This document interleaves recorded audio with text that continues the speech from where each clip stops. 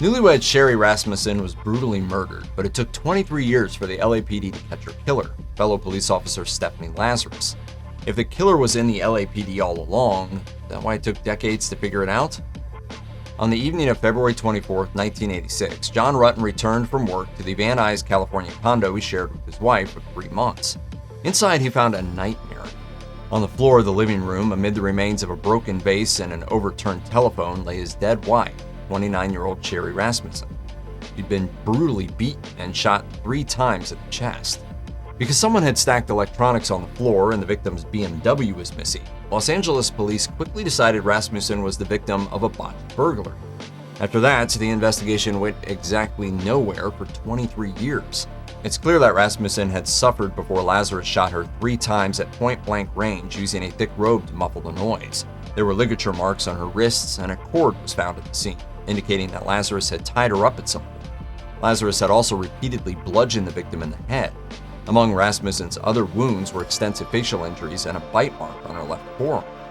The assailant or assailants were grabbing at anything they could find to make sure this woman didn't breathe another breath. In 1986, with DNA technology still in its early days, the arm wound didn't help investigators in their search for the killer. But more than 20 years later, it became the key to solving the cold case. But the original investigation was bungled from the start.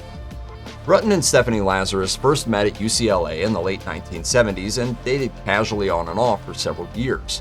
Stephanie never mentioned Sherri to me or the fact that John was in another relationship. That's because the relationship was mostly one-sided. Stephanie thought of John more as a boyfriend, but he had much more, let's just say, casual feelings about her. According to Matthew McGough's The Lazarus Files, a cold case investigation, Lazarus and Rutten slept together once after his engagement, after which Lazarus began to harass her rival at work, even bragging about having had an affair with Rutten. In 1989, 3 years after Rasmussen's murder, Rutten and Lazarus rekindled their relationship on a trip to Hawaii. Before the trip, Rutten reportedly contacted Detective Mayer to make sure there was no evidence tying Lazarus to the crime. Mayer assured him there wasn't. So for a while, Rutten was unknowingly having sex, again, with his wife's killer. Eventually, the couple drifted apart. Rutten remarried and had a family. Lazarus went on to marry a fellow police officer, adopt a daughter, and rise through the ranks of the LAPD to become a detective specializing in art theft. I asked Detective Lazarus, what do you know about art? And her answer was, it hangs on the wall. If you're seeing the irony of the LAPD promoting someone who knows nothing about art to lead art detective, it probably explains a lot about this case. From the onset, the LAPD believed Rasmussen had come home and interrupted a burglary. In their defense, this theory was later bolstered by an armed break-in in the same neighborhood involving 2 unidentified men who were never apprehended. But not everyone was so convinced. Detectives ignored the pleas of Rasmussen's father, Nels, to look into Lazarus as a potential suspect. Lyle Mayer, the lead detective on the original case, repeatedly denied that Nels had ever mentioned Lazarus to him. However, according to Vanity Fair, who interviewed Nels, the first thing Nels Rasmussen asked Detective Mayer the day after his daughter was murdered was, "Have you checked out John's ex-girlfriend, the lady cop?" He was always diverted. He was told repeatedly that he'd been watching too much TV. John Rutten was also concerned about Lazarus, and investigators never interviewed witnesses who'd seen Lazarus harassing Rasmussen at the hospital where she worked not long before the murder. Obviously, Rutten was convinced enough of her innocence to rekindle that relationship for a brief time. But you have to wonder, did he ever think about all the evidence that pointed to Lazarus? Turns out, there wasn't that much. There's a lot of evidence in the case that went missing over the years, including trace evidence collected from Sherri's body. Later, interviews from Rutten and Nels Rasmussen also went missing from police files. On the surface, the electronics on the floor and Rasmussen's missing car seemed to support the burglary theory, but there were other elements that didn't fit that scenario. For one, no other rooms had been looted. According to the Los Angeles Times, Mark Safaric, a former FBI criminal profiler who testified at Lazarus' trial, explained, "What I saw was an attempt to create an illusion."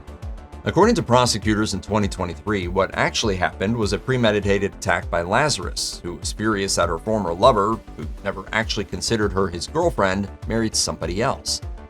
The evidence that finally nailed Lazarus came from a bite mark she'd left on Rasmussen's left arm.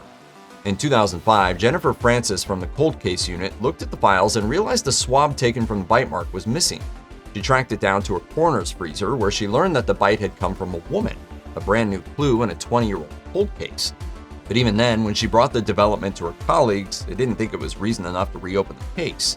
It wasn't until 2009, during another cold case review, that a different set of detectives decided that the fact that the bite mark came from a female meant the case was worth revisiting. The lab was able to extract a usable amount of DNA from traces of saliva taken from the wound, even though it had been sitting in storage for more than 2 decades.